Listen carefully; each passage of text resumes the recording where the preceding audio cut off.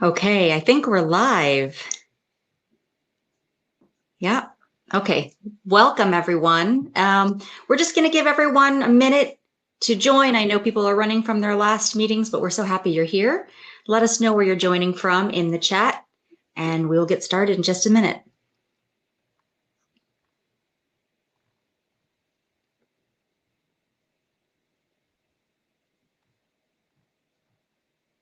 I see a wide range. I've got a lot of people from the US, from the East Coast. We have some from Europe, which is great. Excellent.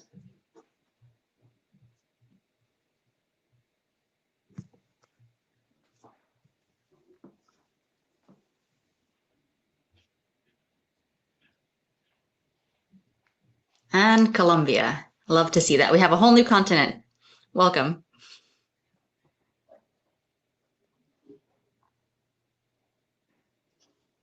And India.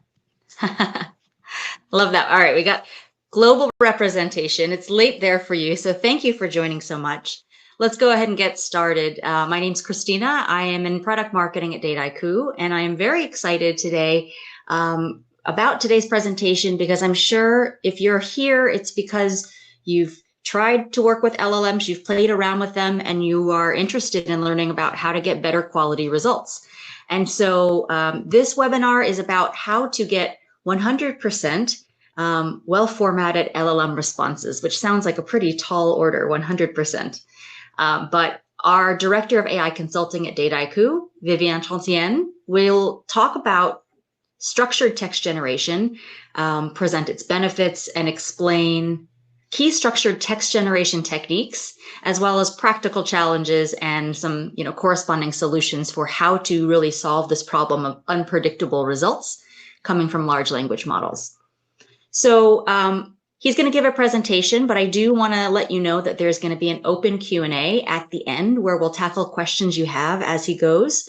So please feel free to put them into the Q&A box. It's at the top right of your screen. There's a tab that says Q&A. If you take a look at messages, you can also scroll and see who else from around the world, maybe in similar roles, is attending, and you can do private messages, or of course, go into the chat, into the public messages, and make your comments that everyone can see.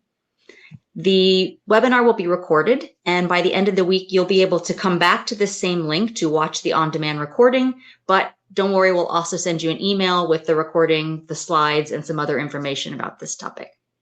So with that, I'm going to give the stage to Vivian. Thanks so much for joining, everyone. Thank you very much, Christina. So good morning, good afternoon, and even good evening to some of you. So if you want, LLMs are somewhat like wild animals. They are powerful, they are versatile, but they can also be unpredictable or even dangerous. And in practice, this is a real challenge because we want to be able to deploy robust LLM applications in production. Therefore, we need to tame these LLMs. And today I'm going to talk about methods for imposing formatting constraints on their outputs. So first, I will discuss the benefits of these constraints. Then I will describe the main methods available. And finally, I will give you some practical recommendations to take full advantage of these methods and avoid several pitfalls. Okay, but let's start by specifying the kind of formatting constraints we'll be discussing today. So the simplest constraint involves multiple choice. For example, if we are using an LLM for evaluation purposes, we might want to score on a scale from 1 to 5. And in this case, the outputs we expect are only 1, 2, 3, 4, or 5. Or if we want to compare answer A and answer B, we might only expect A or B as a response. So it's a very simple situation. But then we might also be interested in more complex constraints, such as those corresponding to regular expressions. The most typical example in this case is a JSON response with a well-defined schema. So for instance, if you want to analyze online reviews, you might want to get the overall sentiment, which could be a string equal to either positive, neutral, or negative. But you might also want a list of themes that could be a list of strings. So in this case, you need a JSON schema. Going further, you might also want to impose a formal grammar, and it's particularly the case when creating code.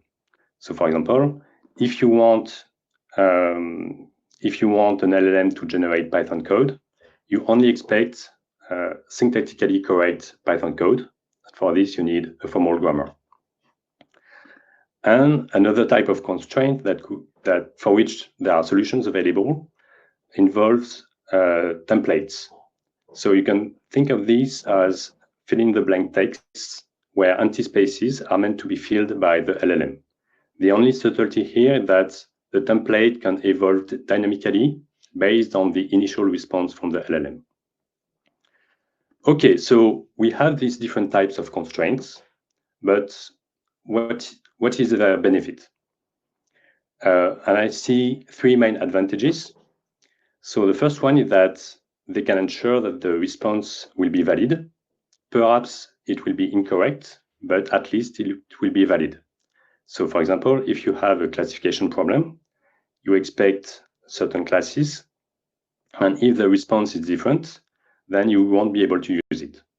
Or imagine that you have invoice images and you are trying to automatically extract certain information with a multimodal LLM, like for example, the invoice amount, the date, the company name. And in this case, the response won't be valid if you don't have all this information.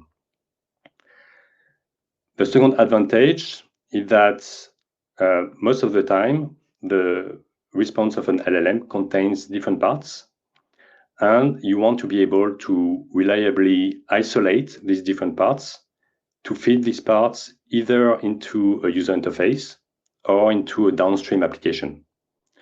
And of course, if you have something like a JSON output, it's much easier to parse, and it's much more reliable. Finally, the structure that you impose can also help improve the LLM's reasoning and ultimately lead to better answers. So the simplest example for this is the chain of thought method. The idea is that when you ask an LLM to provide an answer for a logical or mathematical question, if you ask for a justification before the final answer, it will not only make the output easier to understand and easier to check, but it will also improve the quality of the response. So it will increase the likelihood that it will be correct. Okay, so now we have all these good reasons to want to implement these constraints. So now let's look at the various techniques that we can use. There are three main approaches. The first one is simply using prompt engineering. So here we can explicitly specify the constraint directly in the prompt.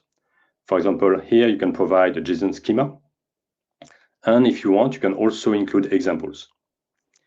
So the advantages of this approach is that it's very simple to implement. You don't need to have access to the weights. However, the compliance may not be good enough. So you may still have a lot of problems with the format of your answers.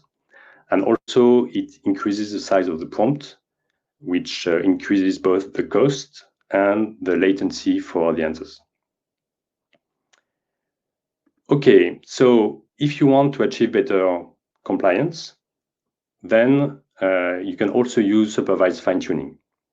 So for this, you need a pre-trained model, a pre-trained LLM, and you need to continue its training using well-formatted examples. So in practice, it works very well. So for example, it's possible to achieve both better quality and better compliance on an information extraction task with a small model compared to GPT-4. So the pros are that we have a high level of compliance. There is no need to increase the size of the prompt. And also sometimes, if you switch to a smaller model, then you can decrease the costs and the latency. But the compliance is not perfect here. There can still be problems. And also you need to have a pre-trained model, you need training data, you need computing resources, you need some expertise. Or if you use a closed LLM through an API, you need the API provider to provide this feature. And of course, all this training takes time. It can be several hours, for example. So you need to wait for this training to take place before receiving your first response. Okay, there is an interesting special case for fine-tuning. It's called function calling. So it's a special case of fine-tuning. So now there are several closed and open models that have been specifically trained to call functions. The principle is that you include function description in your prompt. So for example, if you want to have a chat with an LLM, and if you want to get the weather, for example, in Paris or in London, of course, the LLM cannot know this information because its training corpus does not include the weather today, of course. But what you can do is that you can, in your prompt, you can specify that you have a function that can get this weather. You can specify the format of the input of your function, and then you can let the LLM call the function if it's deemed appropriate given the context of the conversation. And if you do this, and if the model has been specifically trained for function calling, then it can reliably provide the right input for your function with the right format. So it's interesting when you have these functions to use. For example, if you have a function to get the weather, but in fact, it's also interesting even if you don't have functions, but you just want to impose a certain format. So for this, you just need to create a dummy function that will never be called and whose input parameters will have exactly the structure that you are interested in. And by calling the function, the LLM will naturally give you a JSON that matches your formatting constraints. So it's that's good news in terms of compliance. So you have a high level of compliance, but this time you don't need any kind of training data. However, we don't have 100% compliance. And also, you need to have your model that has been trained specifically for function calling. So it's not the case for all models, in particular for open weight models. And also it tends to increase the size of the prompt, which leads to higher costs and higher latency. Okay, so the last possible approach is called constraint decoding. And let's see how it works with a simple example. So imagine that we want to get a score on a scale from 1 to 5. So normally what we would do is that we would write a prompt that corresponds with this need. And then we would convert this prompt into a sequence of tokens. Tokens here are just words or parts of words. And then these tokens will be ingested in the model. And the model will return a probability for each token in the vocabulary. So each possible token. And then once we have these probabilities, we can sample to get the next token. So here, hopefully, we would get something, hopefully a number between 1 and 5, but it's not certain. We might have something else as well.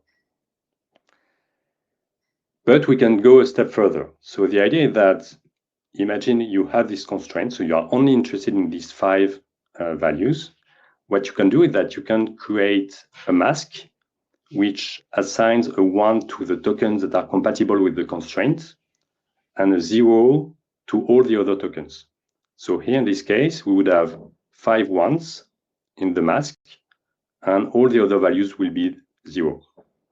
Once we have this mask, we can multiply the vector with the probability with the mask vector.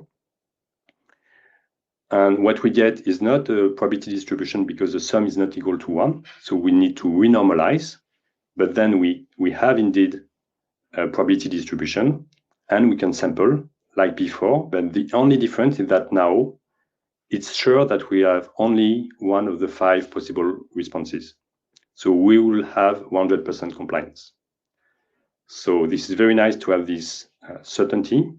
But of course, this example is very simple, both because there are only a few possible answers, and also because for each possibility, there is exactly one token. So it's a very easy case. But this principle is applicable for much more complex constraints. For example, for an arbitrary regular expression. So I will give you a high-level overview of how it works. So we start from a regular expression. Here, a very simple regular expression. So it's a word with a certain number of A's followed by a certain number of B's. And what we do is that we build an automaton corresponding to this regular expression. So it's a classical algorithm in computer science. The automaton here is just a simple diagrams with some states. So here we have 2 states, 0 and 1. And then we have transitions between these states. And this automaton can tell us where we are with regard to the constraint. So in practice, we start from state 1, and we follow the transitions corresponding to each character of a string that we want to test. And if at some point there is no transition corresponding to the incoming character, then it means that the string does not satisfy the constraint. So it looks interesting for our purpose, but here it would not work directly for an LLM because an LLM operates not on characters, but on tokens. So we need to convert this character level automaton into a token level automaton. And actually, it's not very complicated because at the end of the day, a token is just a sequence of character. So for example, if we want to know the effect of a token on a state, for example, the effect of ABB on state 0, we just need to follow the transition A, then B, starting from 0, and we would realize that it leads us to state number 1. But now, once we have this token level automaton, we have everything we need. So when generating some text, we can start from state 0, we can compute a mask, and then we would have all the transitions starting from this state on this mask. And then with this mask, we can generate the first token. Then we can update our state in the automaton based on this new token, and etc., etc. So this is very interesting because in the end, the great news is that now we know that the constraint will be satisfied with 100% certainty, and even if it's quite complex. Another good news is that we don't need any training data. And actually, we can even speed up text generation compared to the unconstrained situation. The cons are that there are additional delays induced by this approach because before generating the first response, you need to build the automaton that I mentioned. So most of the time, the overhead is quite limited. So it could be typically 1 second, for example. So it's not very significant for most use cases. And it's only the first time that you need to do it.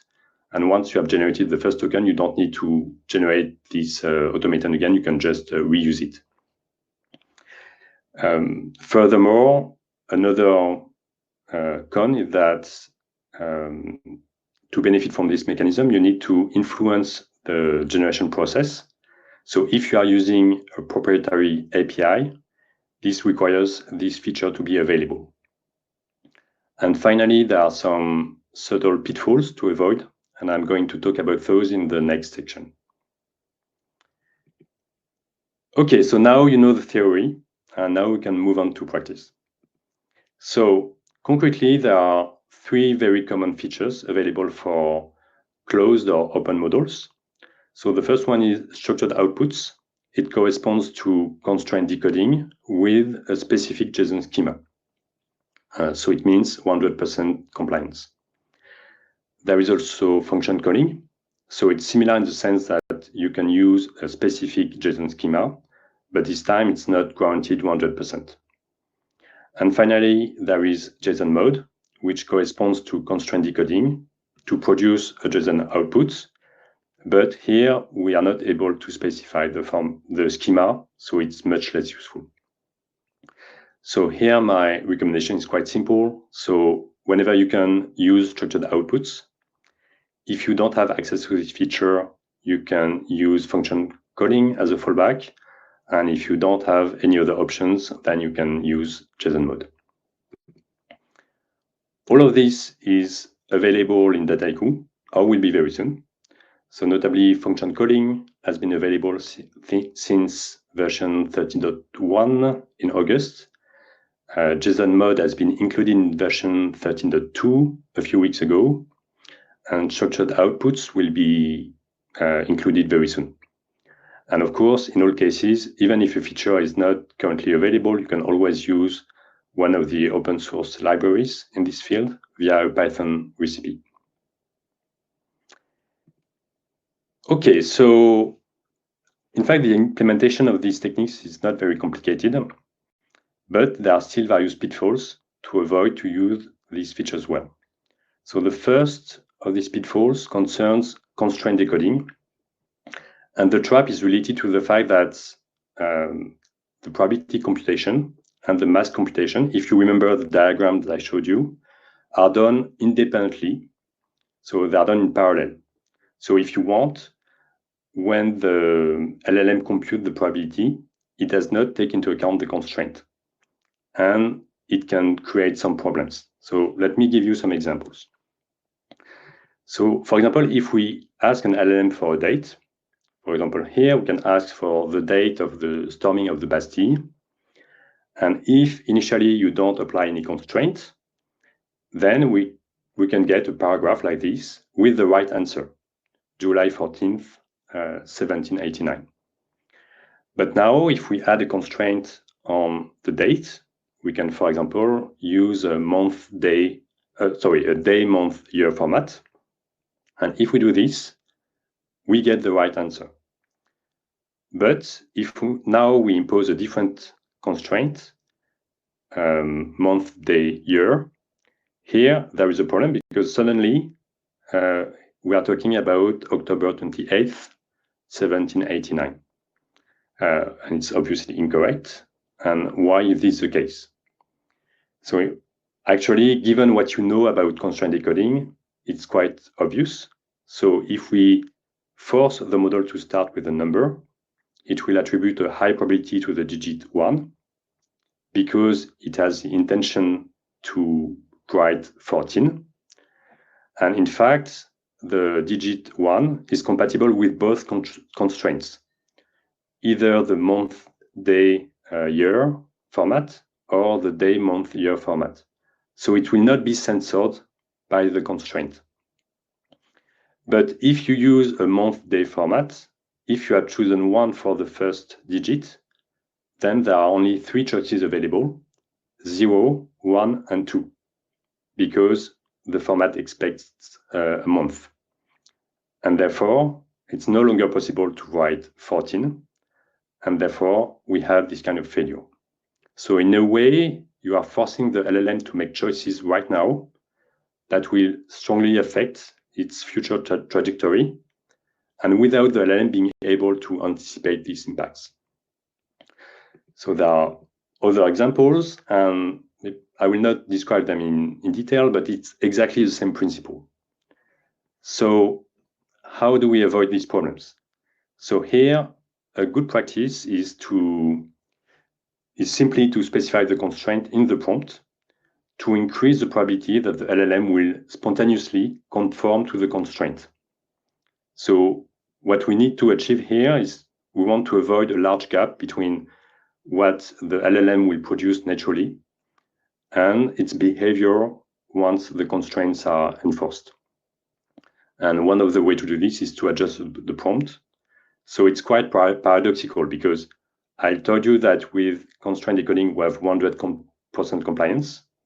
But even if we have 100% compliance, we still need to include the constraint in the prompt. Otherwise, we might have an answer which is valid, but which is not meaningful.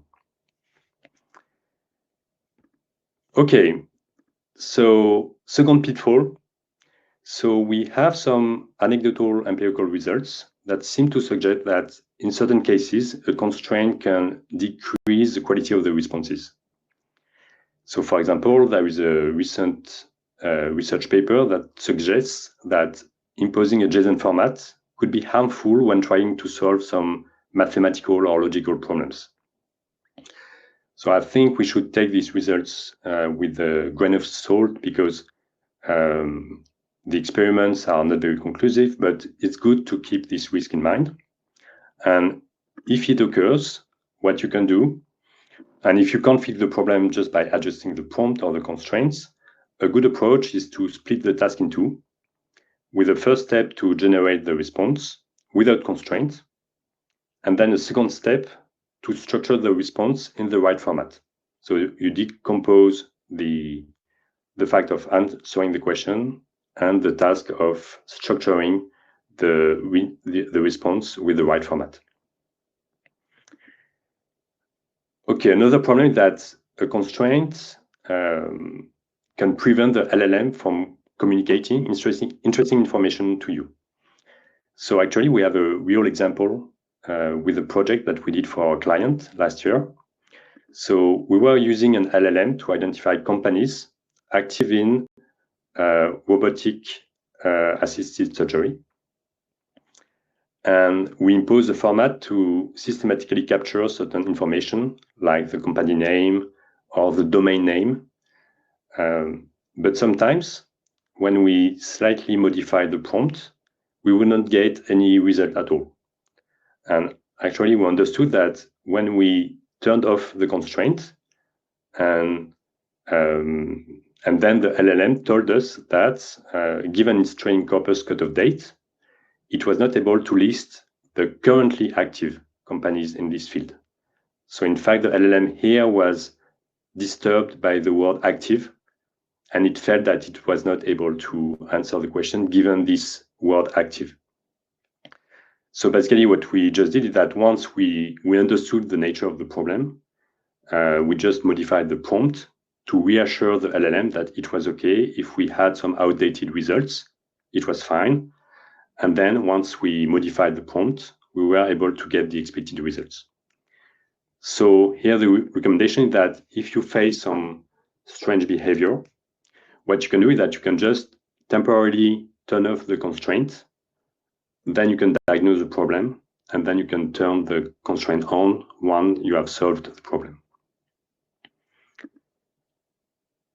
Okay, so then you should also be aware that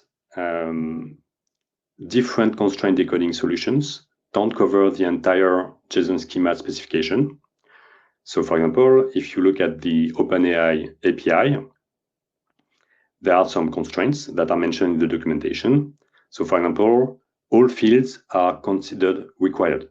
So it's not possible to have optional fields. So yeah, there are various restrictions like this. So basically, if you have some exotic schemas, you need to make sure to look at the documentation of the LLM provider or the open source solution that you use to make sure that the features of the JSON specification that you use are actually covered by the implementation of the solution that you use.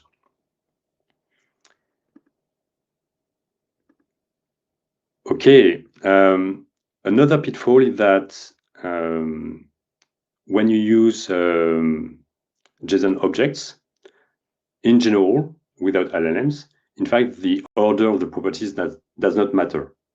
But with LLMs, this order can have a real influence. So I mentioned earlier the idea of chain of thought. And here, for example, if you ask for an answer and a justification, you don't get the same results if you ask for the justification before or after the answer. And actually, you get better results if you ask for the justification before the answer. So you just need to keep this in mind. When you define your constraints, you need to define them in such a way that the content corresponding to reasoning steps precedes the content corresponding to the conclusions of this reasoning.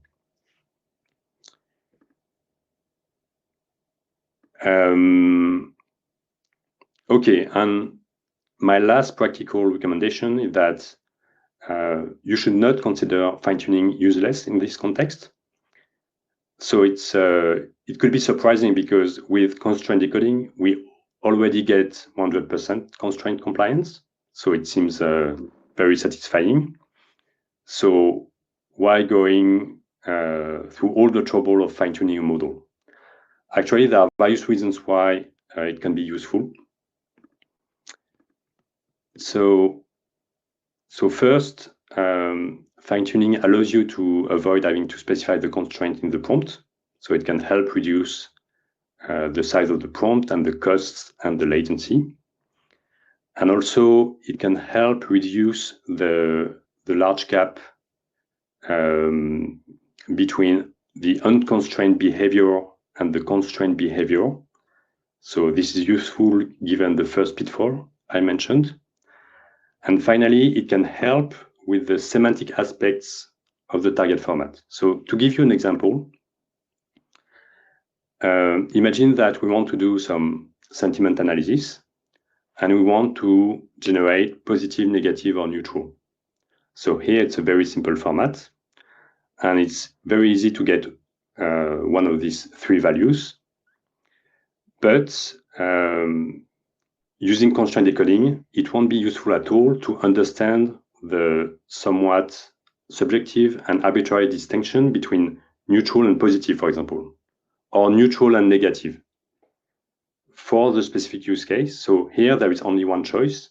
If you need to understand these semantic aspects of the format, you need to have examples and you need to train a model on these examples. So that's what fine-tuning allows.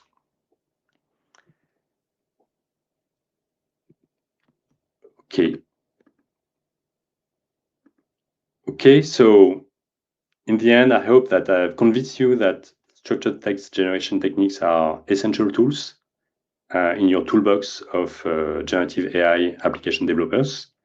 So you can start using them now without waiting in Dataiku. And now that you know how to avoid the various pitfalls, there are only good reasons to systematically use these tools. So I thank you very much for your attention, and I look forward to your questions.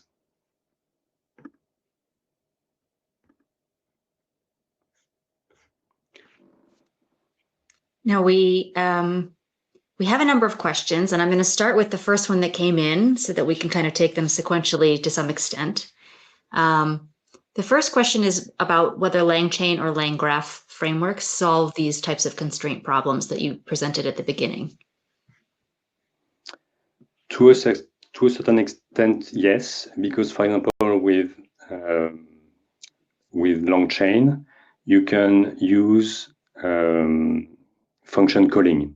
So it's one of the techniques that I mentioned. So it's possible to specify tools when you create an LLM. So there is no problem using these function calling features in LangChain, and you can also do it in Dataiku because Dataiku,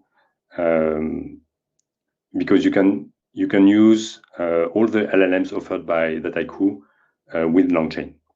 So yes, it can help being compliant with JSON schemas. Okay, great. Now, how about open source function calling LLMs like Nexus Raven? Do you have any opinions on that? Yes. So let me go back to one of the slides.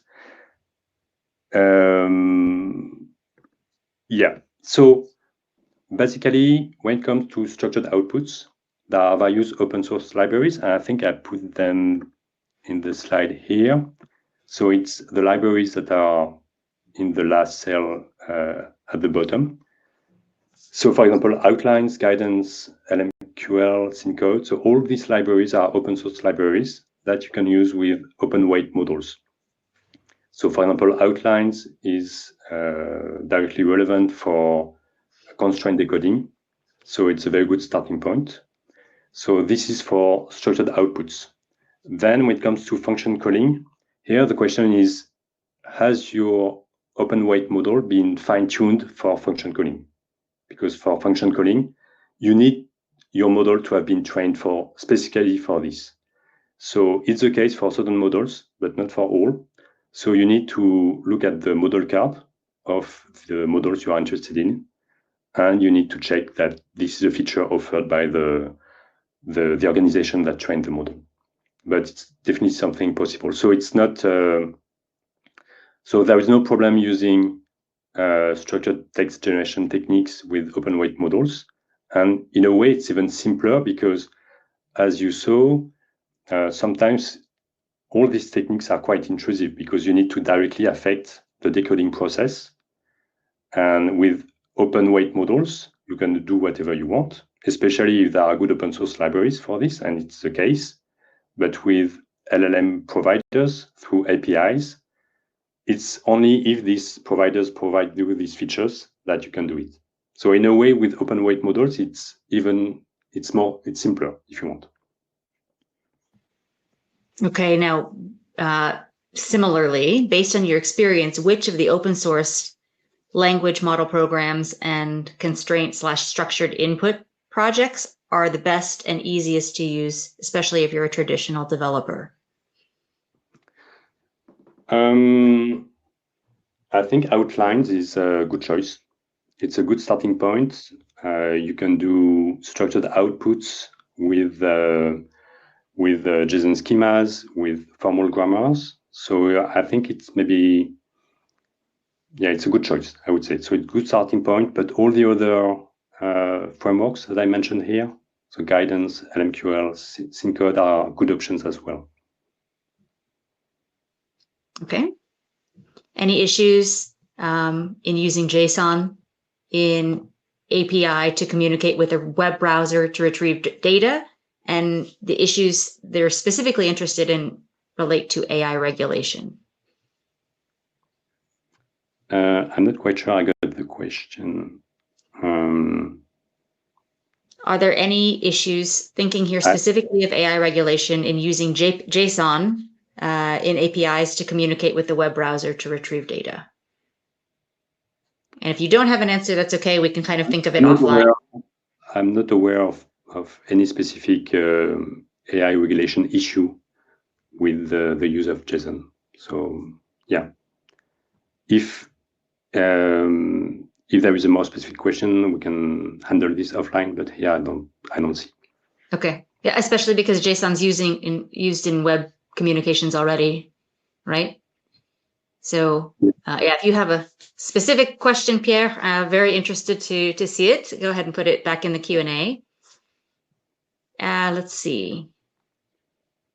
There's a few more. I don't know if you want to go through and pick, or I can pick for you. Yeah, I can. I see some questions. So there is another question from Pierre.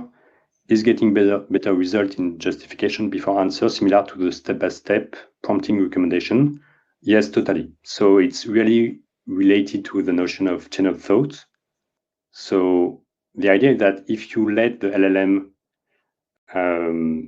think a little bit, so if you let the LLM spend some tokens, not to answer directly, but to explain its reasoning, then it will provide a better answer. So it's really the same kind of idea. So the answer is definitely yes. It's this notion of chain of thought.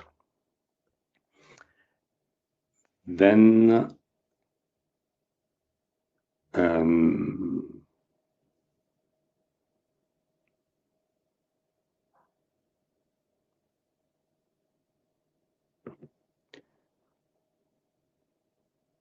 yeah, there is a comment I'm not sure I understand from Michael about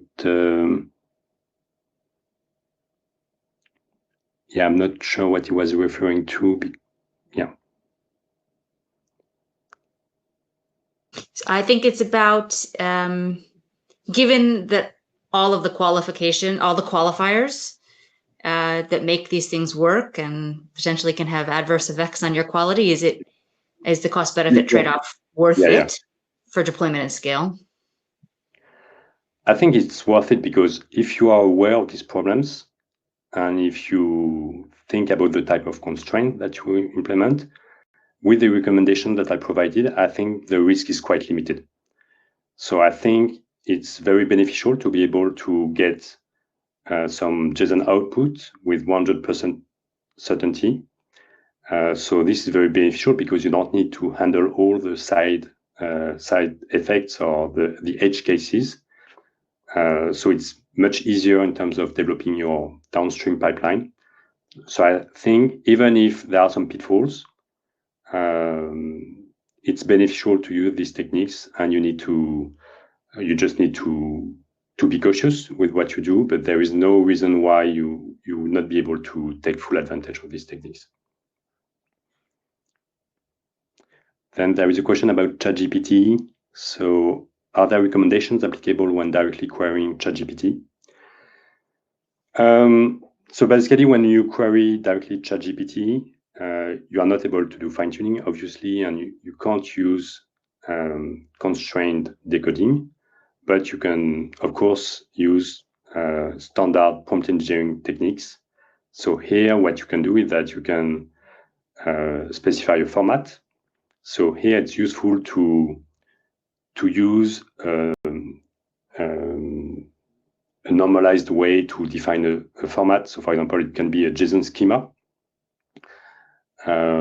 to be very explicit about what you want, and it's also good to provide examples. So, and this you can do this with the prompt.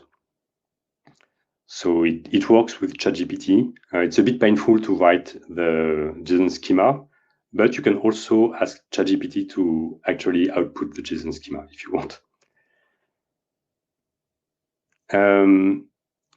Yeah, so then there is a question about the values added to multi-agentic solutions. So in fact, all these techniques, structured text generation techniques, they are very useful when you talk about agents for various reasons. So for example, when you use agents, often you want to use tools. And for tools, you need to be able to comply with the format of the input requested by this tool. So for example, if you use an API, you need to be able to specify what the input parameters are. So here, being able to be very strict about the format that you use can make sure that you are not going to generate an invalid call of your tools. So that's one thing. And another thing is that if you think about the agentic techniques, so for example, I don't know if you are familiar with React, but it's a simple agent algorithm. So in React, you ask the LLM to follow a certain structure. So basically, you want the LLM to explain some reasoning, and then to call a tool, and then to receive an observation. And so this is a structure, and you need the LLM to be able to comply with this structure. So it's another way, it's another reason to use structured text generation. It's useful both to reliably call tools, and also it's important to be able to comply with the structure of the reasoning in the case of agent algorithms like React. And then, can we use constraint decoding for chat AI use case?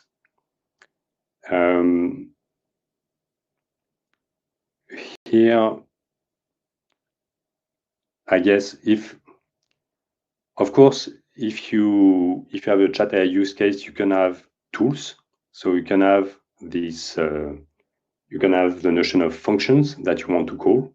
So here, function calling is totally appropriate. And then, in a more general case, well, it can be useful in certain cases. So for example, if you want the LLM to provide sources, for example, if, for example, you are in a chat use case, when you discuss about a document, maybe you want to have the answer of the LLM, but you want also sources referencing the part of the document that are important given the context of the question. So in this case, it can make sense to use structured text generation. So yeah, it can be useful, basically. Okay, I think we got through them all, so thank you for that. Please do watch the recording again. It'll be available by tomorrow, and we'll send you the slides as well as the link and more materials. I know that there's a lot of information here that you'll probably want to watch again, and we are happy to engage with you in any questions that you have. You know how to reach out to us. So thank you so much, Viviane, for this great presentation, and thanks to all of you for joining. With that, we'll close and give you 15 minutes back. Thanks, everyone. Bye. Bye.